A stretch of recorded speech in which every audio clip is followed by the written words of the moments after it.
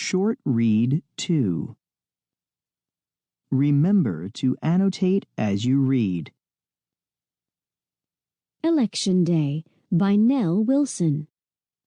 On Election Day, United States citizens age 18 and older can vote. They vote in special places called polls.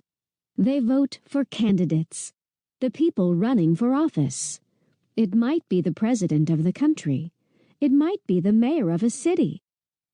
Voters receive a ballot. The ballot lists the names of the candidates.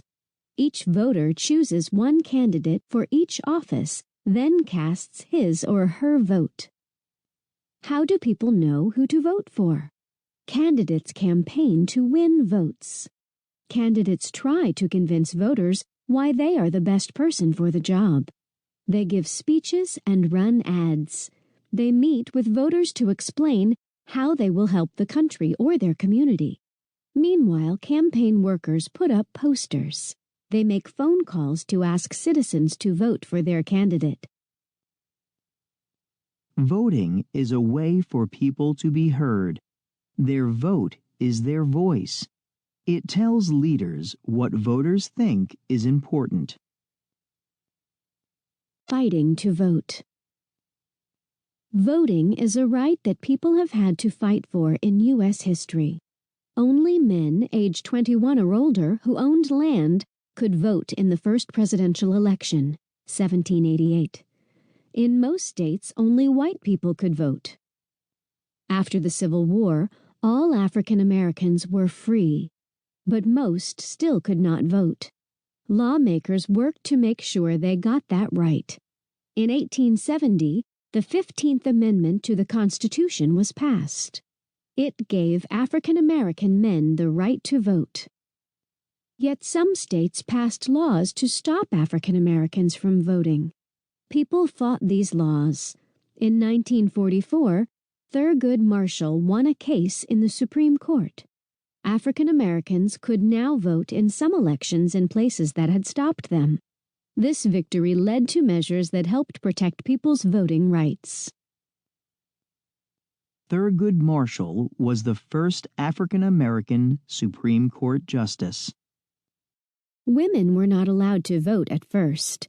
Then, in the mid-1800s, they started to fight for this right. They gave speeches and marched in parades. They finally gained the right to vote in 1920. Young adults ages 18 to 20 did not get the right to vote until 1971. At that time, many young Americans were fighting in a war. They said, "If we are old enough to fight and die for this country, then we should have a say in how it is run." They too worked hard to get the right to vote.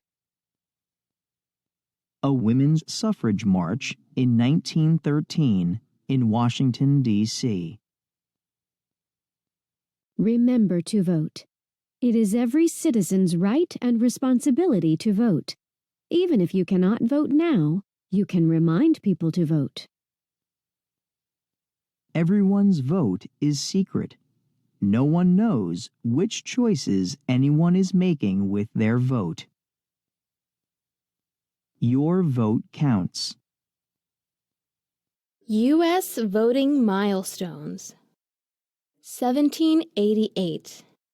Men, mostly white, aged 21 and older who own land or pay taxes can vote. 1870. African American men aged 21 and older can vote. States passed laws to limit voting rights. 1920. Women aged 21 and older can vote. States passed laws to prevent African American women from voting. 1962.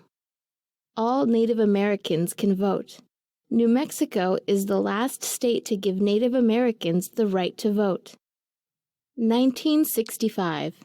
All citizens aged 21 and older can vote, regardless of race. 1971. All citizens aged 18 and older can vote.